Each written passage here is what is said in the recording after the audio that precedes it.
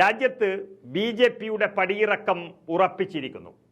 ലോക്സഭാ തിരഞ്ഞെടുപ്പിൽ കണ്ടത് ഏതെങ്കിലും തരത്തിലുള്ള ഒരു വികാരം മാത്രമായിരിക്കുമോ എന്ന് ചോദിച്ചവരോട് രാജ്യമിതാ വീണ്ടും പറഞ്ഞിരിക്കുന്നു, നരേന്ദ്രമോദിയും ബി.ജെ.പിയും പടിയിറക്കം ആരംഭിച്ചു എന്ന്.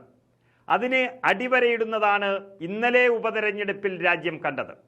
ഈ ഉപതെരഞ്ഞെടുപ്പിലെ അപ്രതീക്ഷിതമായ തോൽവി ബി.ജെ.പി കേന്ദ്രങ്ങളെ ഒന്നടങ്കം ഞെട്ടിച്ചിരിക്കുകയാണ്. ലോക്സഭാ തെരഞ്ഞെടുപ്പിലെ ട്രെൻഡ് നിയമസഭാ തെരഞ്ഞെടുപ്പുകളിലും തുടരുന്നു എന്ന് മാത്രമല്ല, ബി.ജെ.പിയുടെ പൂർണ്ണമായ പരാജയത്തിലേക്കുള്ള വേഗത്തിലുള്ളൊരു പോക്കായി ഇതിനെ ബി.ജെ.പി നേതൃത്വം തന്നെ കാണുകയാണ്.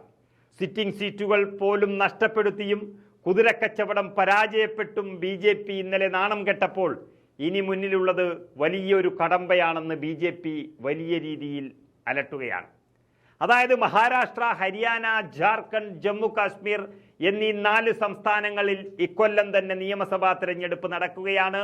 ഒക്ടോബറിൽ 4 മാസങ്ങൾക്കുള്ളിൽ ഈ 4 സംസ്ഥാനങ്ങളിലും തെരഞ്ഞെടുപ്പ് നടക്കുകയും അതിൻ്റെ ഫലം പ്രഖ്യാപിക്കുകയും ചെയ്യും.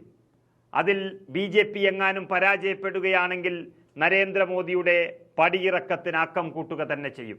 ഇതിൽ രാജ്യത്തെ ഏറ്റവും വലിയ 2ാമത്തെ സംസ്ഥാനമായ മഹാരാഷ്ട്രയും ഹരിയാനയും ബി.ജെ.പി ഇപ്പോൾ ഭരിച്ചുകൊണ്ടിരിക്കുന്നു. ഒരു തരത്തിൽ പറഞ്ഞാൽ ജമ്മു കാശ്മീരും ബി.ജെ.പിയുടെ കേന്ദ്ര സർക്കാർ തന്നെയാണ് ഭരിക്കുന്നത്.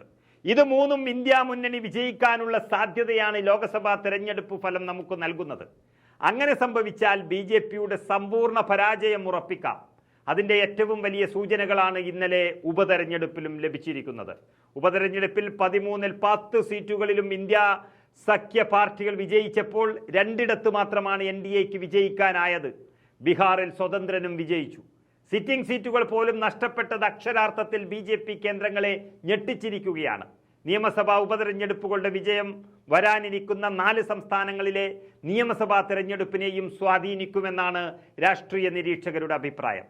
കാരണം ഇത് ഓരോയിടത്തെയും പ്രശ്നമല്ല, എല്ലായിടത്തെയും ഒരു ട്രെൻഡാണ്, ഈ രാജ്യത്ത് നിലനിൽക്കുന്ന ട്രെൻഡാണ്. ബി.ജെ.പി അരങ്ങൊഴിയുന്നു, മോദി ഭരണം തകർന്നുകൊണ്ടിരിക്കുന്നു എന്ന ട്രെൻഡ്. ലോക്സഭാ തെരഞ്ഞെടുപ്പിന്റെ ഈ ട്രെൻഡ് സംസ്ഥാന നിയമസഭകളിലേക്കും സ്വാധീനിക്കും എന്നാണ് ലഭ്യമാകുന്ന വിവരം. ബി.ജെ.പി നെയ്ത ഭയത്തിൻ്റെയും ആശയക്കുഴപ്പത്തിൻ്റെയും വല തകർക്കുന്നതാണ് 7 സംസ്ഥാനങ്ങളിലെ ഉപതെരഞ്ഞെടുപ്പ് വിജയമെന്നാണ് രാഹുൽ ഗാന്ധി പറഞ്ഞിരിക്കുന്നത്.